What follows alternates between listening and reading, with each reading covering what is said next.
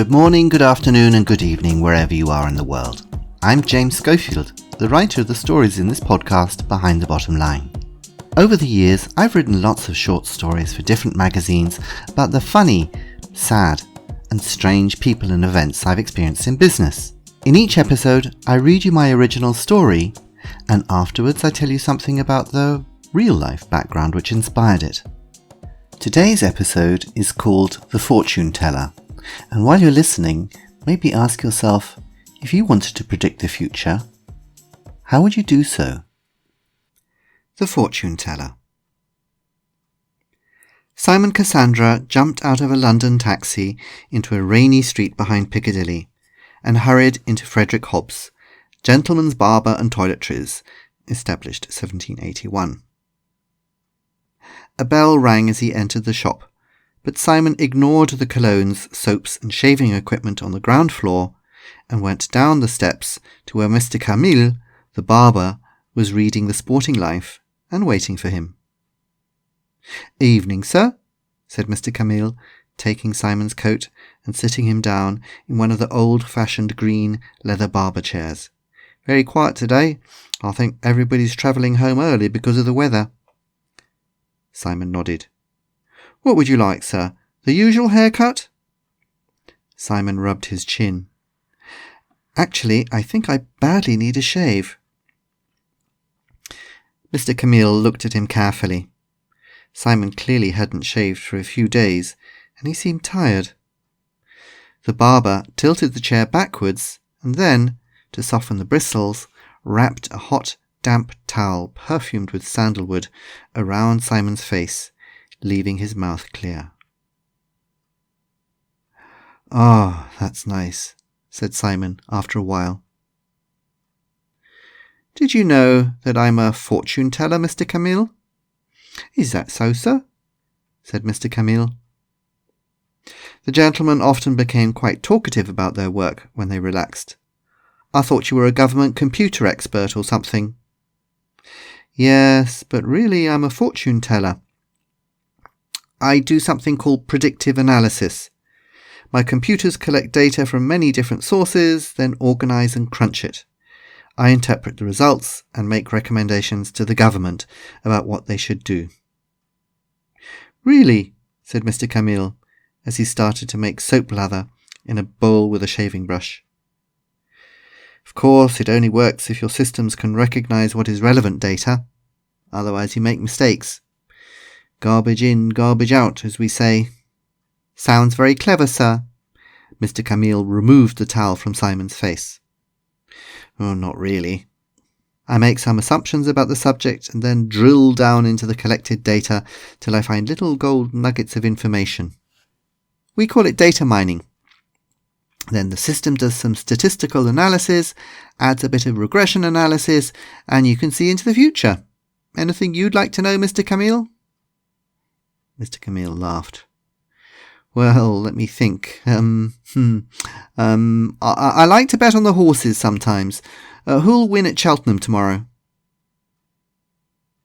Just a moment. Simon pulled out a small tablet computer and was busy for the next 5 minutes. "Puffin Billy," he said finally. "You should place a bet. Odds are 4-1 at the moment." If this was an example of predictive analysis, Mr Camille was not impressed. The Sporting Life had said exactly the same thing. He'd hoped for something more interesting, unusual. He began soaping Simon's cheeks and chin. "I'll do that, sir," he said politely. He opened his traditional cutthroat razor and removed the soap and bristles from Simon's cheek. "Well, I certainly hope so," said Simon. "I've spent my whole life advising people to do intelligent things, or not to do stupid things, but usually I'm ignored." Mr Camille's razor ran across Simon's throat, leaving clean skin behind it. "Take the Iraq War back in 2003, Simon continued. "I warned the government it was going to be a disaster and we should keep out. They said it was a political necessity. Or take health. I told 2 governments that all the data showed we were going to bankrupt the National Health Service if we didn't reduce the amount of sugar in people's food. I was informed that my assumptions were wrong. Of course, the real reason nobody wanted to listen is because the fast food industry sponsors all the political parties. And what's happened now? Britain has the largest number of obese people in the European Union, and our health service is collapsing under their weight. How ironic. "One moment, sir," said Mr Camille. "Let me just shave your upper lip." He sliced away the bristles from under Simon's nose with 2 quick strokes, and took a cool damp towel and patted Simon's face clean. "Currently, my big worry is flooding. I've warned the government again and again about making cuts to renovation work on the Thames Barrier and other flood defences for London, but all they talk about is saving money." "Oh, yes?" Mr Camille could do these conversations on autopilot. The gentleman in his chair just wanted someone to listen to them. As long as you didn't disagree, they always gave you a good tip. "Well, all this rain we've had in the last month has filled the River Thames," said Simon. "So, if we had a big storm in the North Sea as well as a high tide, and if something happened to the Thames Barrier at the same time, central London could be under water in minutes." "Oh my," said Mr Camille, rubbing cologne into Simon's cheeks. "Let's hope not, sir. That'll be £40, please." It was very windy when Mr Camille left the shop an hour later, and he was glad to reach Green Park Tube Station. What a pessimist that Mr Cassandra was. Flooding. Mr Camille had seen a report on the BBC about the Thames Barrier recently, and it said that even with rising sea levels, London was perfectly safe. He caught the underground train to Waterloo, and it was just after Westminster, underneath the river, when the train unexpectedly stopped and everything went dark. People turned on the lights on their phones to see what was happening, and Mr Camille looked around, feeling a bit nervous. "Probably a technical problem," said one ghostly face. "I'll be late getting home again tonight." A minute later, as water smashed through the windows and the screaming started, it was probably only Mr Camille who understood what had finally happened.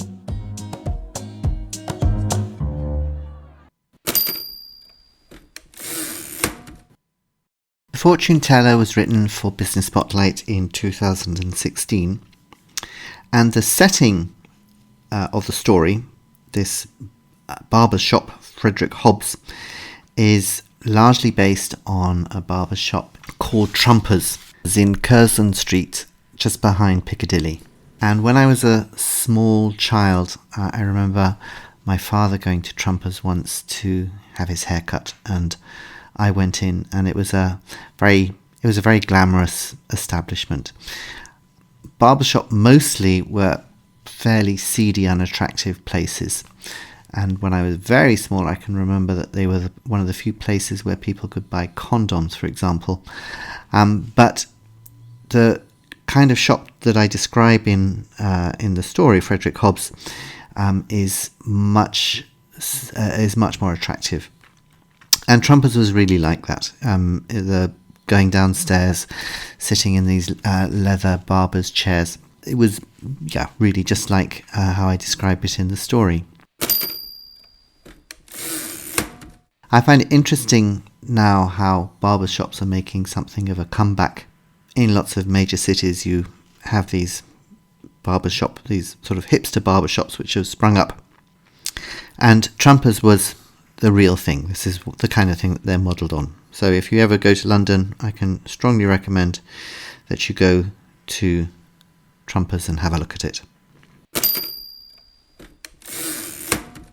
The idea of London flooding has been something that has been a secret worry of mine, I suppose, for many years, particularly the idea of being caught in the underground should London ever flood, because if that ever happened and the Thames Barrier was breached and the circumstances that I describe in the story of a high tide and storms and the waters flooding in up the Thames, that's what would happen to the central part of London. And it's probably all goes back to an English language course book which I saw, which hypothesized on that particular event happening. I think it was probably practicing the second conditional. If X happened, this would be the result. And I remember a particularly graphic picture that there was showing floodwaters shooting down the escalators at a station like Waterloo or something like that. That's always been my horror.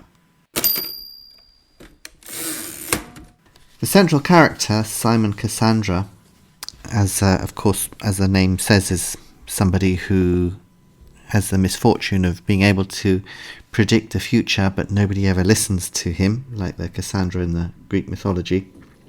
But his speciality, predictive analysis, is something which I think is really interesting. Can we predict the future based on the past? So to a certain extent, yes, we can. But the problem always, of course, is the quality of the data going in. So garbage in, garbage out. And even then, even if you do have good material going in, what's to prevent the whole chaos theory and the butterfly wing in the Amazon disrupting tomorrow's events? So my feeling is that as predictive analysis develops and becomes more and more available to us, that we'll start to find that it's a little bit like the oracle in Delphi in the past, that we get obscure predictions which are actually kind of true, but they're likely to make people jump to false conclusions with catastrophic results. So I'm not convinced about predictive analysis. Of course, by saying that, perhaps I am also a victim of our age, an age where people are increasingly sceptical about experts. Now, probably governments are still guided by experts in the decisions that they make, but I would say that there's vastly more doubt about experts nowadays compared to the past. And I think there are several reasons for this. Of course, first of all, experts can be wrong, and there are enough examples of that. And we find out about this, we find out about their mistakes because, of course, news spreads much faster than it ever did before. And secondly, we live in a society which is very much into polarization. And I think one of the reasons for this is that for anybody to establish themselves as an expert themselves in a particular field, what they need to do is to rubbish the work of their predecessors or their contemporaries. So this means it's always easy to find contradictory opinions about almost everything. But nevertheless, experts get things right more often than not. And there are terrible consequences when expert advice is overruled, for example, for political considerations or for lobbying or because of irrational anxiety. And I mentioned one or two of them in the story, but I think one of the reasons for the success of the Brexit movement was that it managed to terrify enough people to ignore every single expert who pointed out that it was going to be a disaster. And at the time, during the referendum campaign, there was an infamous quote by one of the leading Brexiteers, Michael Gove. He said on television, when asked about a prediction that there was going to be an economic catastrophe for Britain, and he said, "I think the people of this country have had enough of experts." I think the suspicion of experts is also perhaps related culturally to an English suspicion of intellectuals. And I think Anglo-Saxon cultures seem to have a deep suspicion of intellectuals. I think it's about the only culture where describing somebody as an intellectual is an insult. I think, for example, it's very interesting how even if you've got a doctorate, you would never use your doctor title unless you were a medical doctor, whereas it's perfectly normal to do so in Germany or Italy or France. There was a very funny writer about the habits of the British, who was actually a Hungarian refugee who went to Britain in the 30s, called George Mikesh. And he wrote a very funny book called How to Be a Brit. And he has this great quote in it. He says, "On the continent, learned persons love to quote Aristotle Horace, Montaigne, and show off their knowledge. In England, only uneducated people show off their knowledge. Nobody quotes Latin and Greek in the course of a conversation, unless he has never read them. Which, of course, goes to prove what I've always thought, that Boris Johnson, who loves to do that kind of thing, isn't actually British at all.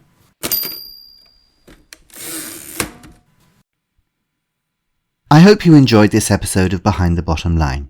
Please subscribe on Apple, Spotify or Google Podcast or whichever app you use so that as soon as the next episode is available, you'll get it. In the meantime, catch up on any episodes you've missed, tell your friends about the show, give it a rating and write a review on the podcast app. And you can write to me directly at james.rupert.schofield@gmail.com. Until the next episode of Behind the Bottom Line, this is James Schofield saying goodbye.